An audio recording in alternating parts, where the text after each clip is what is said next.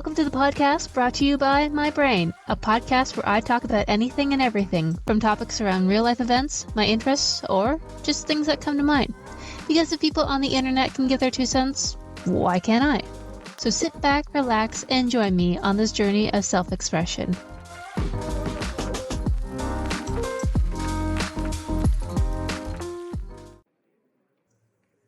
Alright. We're back at it again with the recording and the talking and pushing past the scary anxiety feeling which comes with putting yourself out there. And hopefully I haven't just lost anyone who was listening after all that hullabaloo. So if you are still listening, hey there, how are ya? Thanks for stopping by this little corner of the internet. It's a pleasure to have you. And who am I, you may be asking? Well, just consider me your friendly neighborhood Canadian, signing on for, hopefully, another riveting or at least entertaining episode that maybe can connect folks who share the same sentiments, or honestly just connect awesome people in general. Speaking of which, a quick sidebar to anyone who has taken the time to listen or watch, or even jazzercise to my previous episode. Yes, jazzercise is making a comeback, you know. Thank you so very, very much for doing so. It was nice to talk about something I enjoyed and I really miss doing. Seriously though, I didn't think anyone would watch it because D&D isn't everyone's cup of tea, but I love it for the storytelling aspect, as growing up I used to love writing stories and creating character backgrounds and their development, so thank you for taking the time to check out that episode. I truly do appreciate it because of all the things on the internet you could click on, you chose my thing, so it does mean a lot. But if you don't have any idea of what I'm talking about, that's okay. I'll put a link to that episode somewhere if you're interested in conversations around tabletop gaming, storytelling, or the medieval Renaissance subgenre. Oh, also before I forget, a shout out to the Sauce for their lovely and encouraging comment that they left. I hope they have an awesome day. Anyhow, feelings. Blech. Grody. Moving on from that mushy tangent.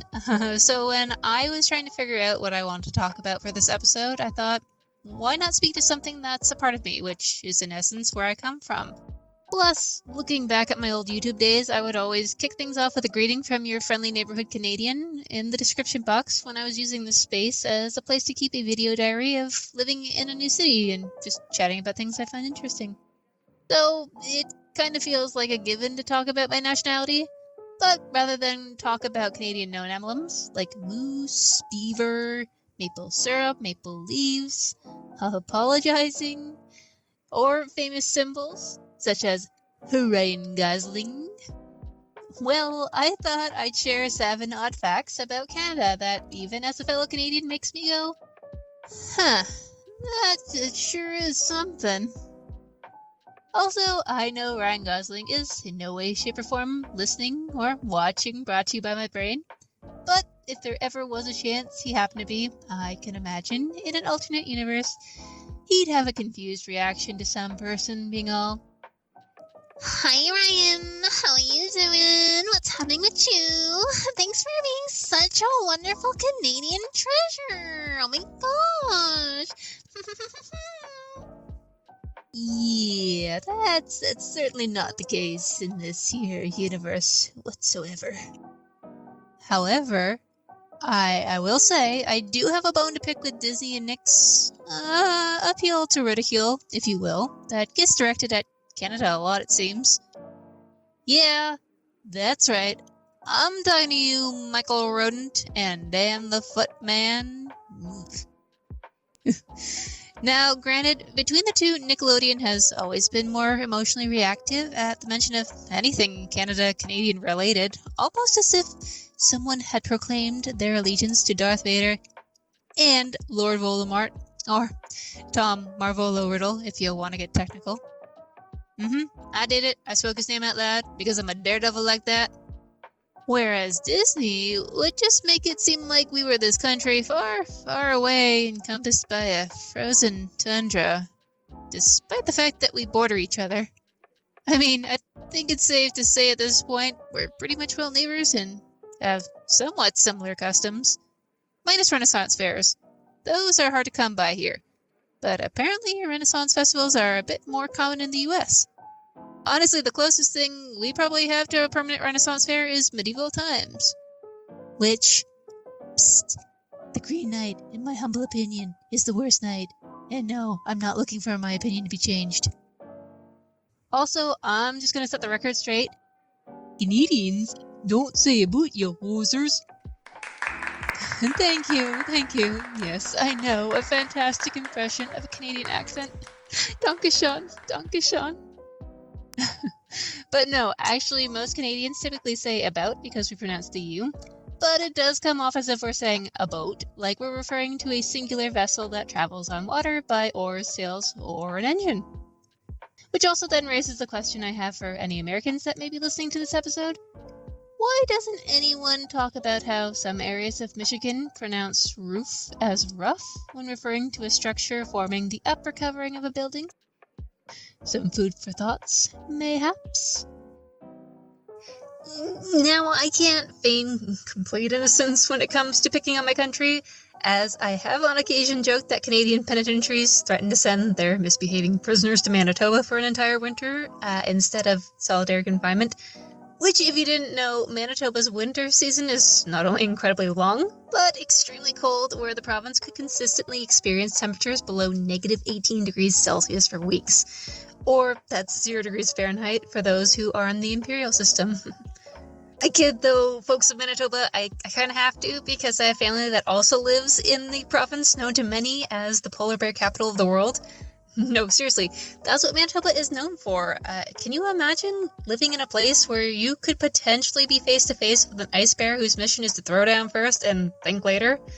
And yes, while there are countries like Australia and Africa filled with animals that will easily claim your life insurance policy on a first strike basis, hey, Canada has some pretty gnarly animals too, like forest bulldozers, aka moose, which are pretty much 6 feet tall elk on steroids that will stand their ground, and trust me, you do not want to be on the receiving end of that altercation.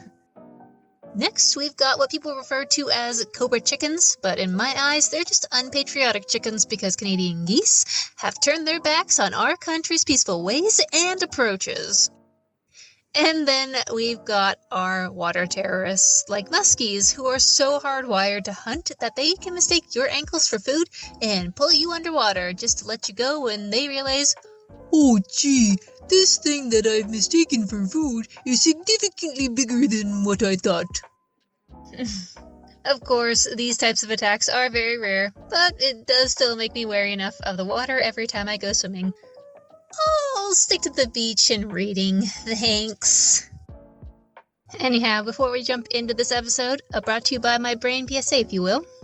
Please know I am doing the best with the equipment I have and with what I know. Plus, I'm doing this as a hobby outside of my working hours, so your patience is genuinely appreciated. Alright, without further ado, let's just jump into some weird but remarkable facts about Canada, shall we? Well, Trigger, number 1 on this here list is bagged milk. Now, of course, bagged milk isn't exclusive to Canada. You can find it in other parts of the world, but for the purposes of this episode, you'll only find it in Eastern Canada, where rather than being sold in jugs, our milk comes in bags. More specifically, 3 bags of milk inside a larger bag, and you need a specific pitcher to hold the bag. So apparently, this method of milk packaging dates back to the 60s, as it was an attempt to lower costs for companies, and it was also a result of Canada's transition to the metric system. You know, that system of measurement Canadians have 1 foot in and 1 foot out on. No pun intended. Like, for example, we measure distance in kilometers. However, if you want to know the height of a person for small talk purposes, we use feet and inches. But on our driver's license, we measure height in centimeters. That's not confusing at all, right? Anyhowsies, back to bag milk. So according to Food Network Canada, milk bags were easier to resize when we started using the metric system, whereas it was not an easy feat for hard plastic manufacturers. Plus, certain areas like Ontario have restrictions on how milk can be sold, but then again you supposedly get more milk per bag from this way of packaging. honestly, at the end of the day, I'm team milk from a jug, just for ease of convenience. However, I'm sure it's probably not good for the environment in ways of manufacturing, and bagged milk packaging probably makes more sense economically, especially for large households. But before I move on to the next one, I will give a bagged milk PSA to anyone who has never consumed their milk by way of the 1.3 liter bag. And that is, please do not mistake our milk pitchers to function like any other pitchers, because you will most certainly be crying over spilt milk, and that's just because it doesn't have a lip for pouring. So if you treat it like you would a juice pitcher, the liquid will just go everywhere, and you will have an absolute chaos mess on your hands to deal with. David, my baby boy, fact number 2 is ketchup, chaps. Yep, you heard that right. Lay's actually makes ketchup-flavored potato chips, which are only sold in Canada, according to the Food Network. And it's pretty much like having micro-thin french fries with ketchup. Unfortunately, and consider this an unpopular opinion, I'm actually not a die-hard ketchup fan, so I will not be going to bat for these ketchup-flavored chips. However, that being said, the other Canadian exclusive chip flavors that I will fight for are all dressed and dill pickle chips, because they're the bomb, and there's nothing in the world that can change my mind on this. Even $1 million endorsement wouldn't sway my well-formed opinions, so with that, good listener, you will never catch me lying on dill pickle chips or all dressed chips for as long as they are in production and the quality remains the same. So dramatic, I know! Anyhow, another food item that people also tend to reference a lot, or at least from what I've seen, which hopefully isn't an insular thing of me to say, it would have to be the maple creme cookies. So these are a sandwich-style cookie that pretty much could be associated as Canada's patriotic dessert, almost like how the US has with apple pie, if that were a thing here. Just because the biscuit being maple-flavored, the cream also being maple-flavored, and the shape of the cookie being, would you believe, a maple leaf? Yeah, kinda screams patriotic to me. But this is where the cookie companies will probably come after me when I say that these cookies make me want to toss my own, because maple cream cookies are way too sweet for consumption, in my opinion and my liking.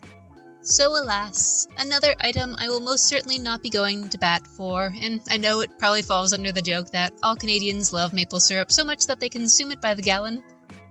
And honestly, I can't speak for others, but I only put it on my griddle food, so that means pancakes and waffles, or even in a sauce if I'm making something super spicy, just to cut it down a bit.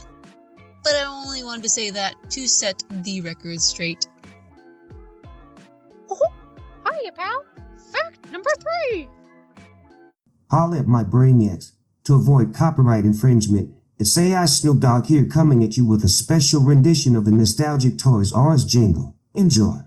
I don't want to grow up. I'm a Toys R Us kid. There's a million toys at Toys R Us that I could play with. Ah, nostalgia. Tell me, does that jingle take you back to the days of the American toy, clothing, and baby product retail empire? With its humble beginnings back in 1948 as a baby goods and furniture store out of Washington, D.C., Toys R Us has spent decades playing a significant role in putting our beloved iconic toys on the map and, well, becoming a toy mogul during that journey by cornering every square inch of the toy and game market. And on the occasions that we were able to go, it was magical. I remember always being in awe of the kids' Power Wheel cars that they had on display with the bicycles.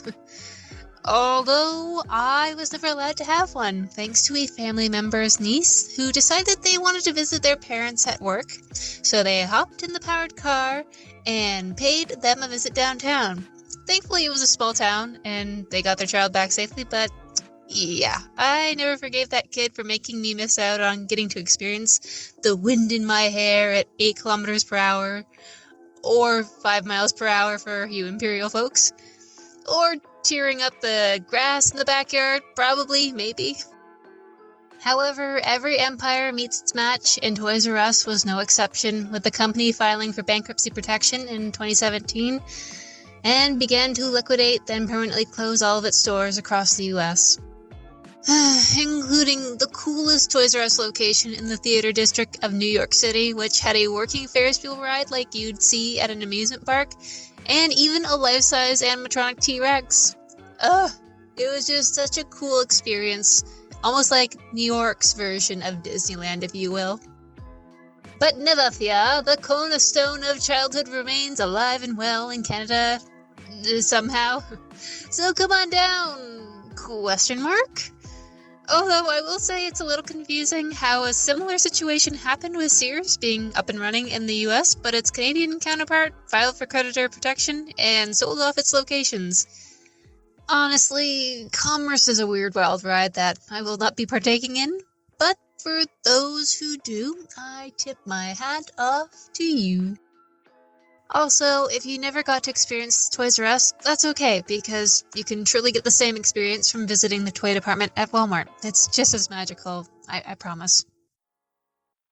Yes, quite lovely weather we're having for the Nanaimo bathtub races. Yep, you heard that correctly. Did you know in Nanaimo, British Columbia, there is an annual aquatic tradition of racing old bathtubs? In fact, Nanaimo is the reason why bathtub racing came to be, as the idea was originally conceived to showcase Nanaimo to the world. And the first ever recorded bathtub race began with the Nanaimo to Vancouver Great International World Championship bathtub race in 1967 as part of the Centennial Project, where motor-powered bathtubs raced in a 58-kilometer course. Unfortunately, the inaugural race was complete and utter chaos, so much so that it resulted in rules being put in place to limit the horsepower of the boats. This all to say, from chaotic, humble beginnings, intended to be a one-off event, it has turned into an annual tradition of more than 200 tubbers in every type of watercraft who compete by racing along the 58-kilometer ocean route, which shares the spotlight with many other land and water events as part of the Nanaimo Festival in the summer months. So, check it out if you get the chance. It sounds like a grand old time. And now a word from our totally real and not fake sponsor.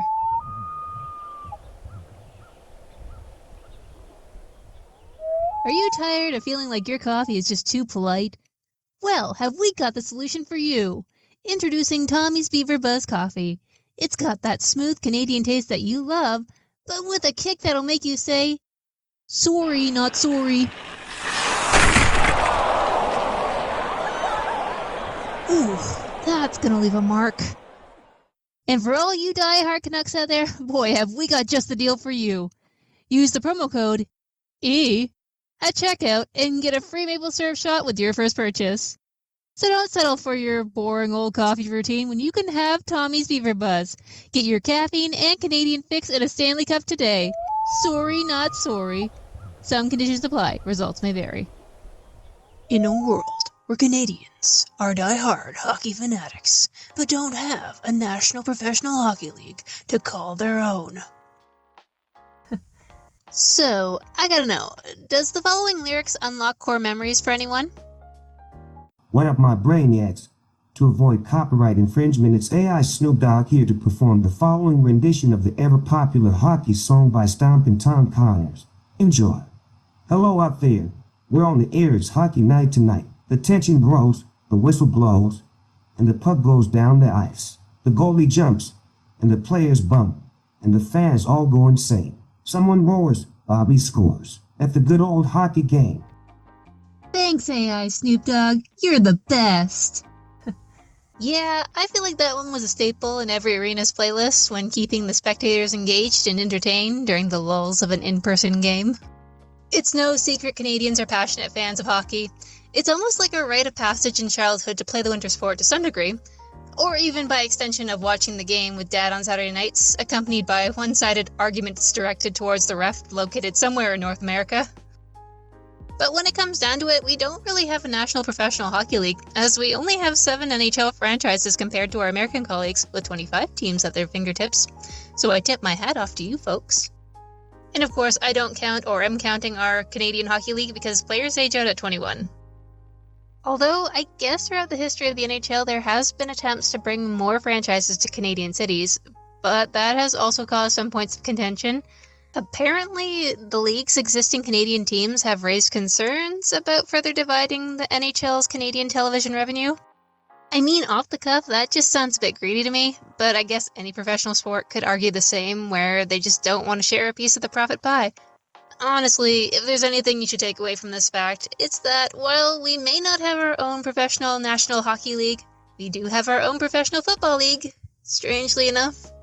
I'm sure everybody's heard of the Canadian Football League, right? Maybe?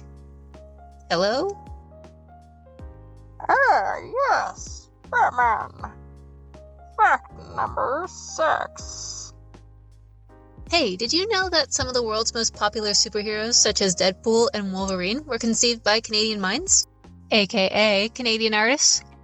Yeah, even Superman was co-created by Canadian artist Joseph Schuster, and not only modeled Metropolis after the capital city of Ontario. The Daily Planet was also inspired by the Toronto Star, a very well-known Canadian newspaper company, which he also delivered papers for as a kid. Real talk though, aside from Lois and Jimmy, how does Clark Kent's coworkers after all this time still not realize Superman is sitting in a cubicle, drinking coffee and working feverishly on his article covering Superman's latest heroic deeds for an end-of-day deadline? And all he needs to hide his secret identity from everyone is a pair of glasses? Yet not to ignore the questionable ethics of the situation, but seriously, do his coworkers need to pay the optometrist a visit? Like, isn't it a part of your job to be observant and detail-oriented? Seriously, how did y'all get hired? Was it nepotism? I bet it was nepotism. Anywhoosies, that all being said, apparently in Canada, it's against the law to have comics depicting criminal acts according to the Criminal Code of Canada, section 163(1)b. So, technically speaking, most superhero comic books in our country are actually illegal. Yepers, the law originated back in the late 1940s as a result of backlash against the perceived crime, horror, and violence depicted in comic books. However, the push to legislate against the comic book industry would come to a head when two boys in northern British Columbia, who were avid readers of crime comics, took a game of bandits too far and fatally injured a man. Despite the law's continued existence, it honestly hasn't been cited in a legal case since 1987, and law enforcement would probably think it was a prank if you tried to report the sale of a crime comic. Yeah, that's pretty much a zombie law for you. It's there on paper, but the courts will strike it down pretty easy. Makes no sense. Hi-ho, Criminitly Frog here for fact number 7. Yay! In wrapping up the last fact, I would like to propose a question. Are you looking for something to do on your next spring trip to Narcissus, Manitoba? Why not check out the Narcissus Snake Pits of Manitoba, a provincial wildlife management area that serves as a great attraction for tourists every late April to May and then early September. What events take place at this pit, you ask? Well, these pits host the largest concentration of red-sided garter snakes in the world, and puts Raiders of the Lost Ark to shame, I'd say. Which also means that as soon as spring's warm winds breathe life into that energetic glow of the sun, and the natural world revives and reinvigorates our Earth, the Narcissus Snake Pits also yields the largest breeding site of garter snakes on the globe. And most certainly gives a whole new perspective to the joke I made earlier about Manitoba. Especially if you were in Indiana Jones's shoes. But yeah, the conservation area is open to the public, it's free to visit, and the dens are connected by 3 kilometers or 1.8 miles of self-guided interpretive trails that you can follow, which allows for some great opportunities to do a little bird watching as well as visiting nearby flower meadows. So, check it out if you get the chance. So I think this is where I'll leave you, and I hope you learned a little bit more about Canada. Or maybe this made you go, that sure is special. And hopefully this episode wasn't too short or too long. It's definitely difficult to gauge what that sweet spot is when writing down talking points versus actually sitting down to chat. However, before I close things out, I wanted to give you a little parting quote of sorts. Now, I feel like I could go for the easy one with Molson Canadians. I am Canadian. Please drink responsibly. but perhaps a more inspiring route from Rosemary Brown, a Canadian politician and first woman of color elected to the provincial government of British Columbia, which is, we must open the doors and we must see to it they remain open so that others can pass through. Thanks again for taking the time out of your day to visit this little corner of the internet. If you feel obliged to do so, please leave a comment and or like. And until next time, folks, stay weird and remarkable. Bye-bye.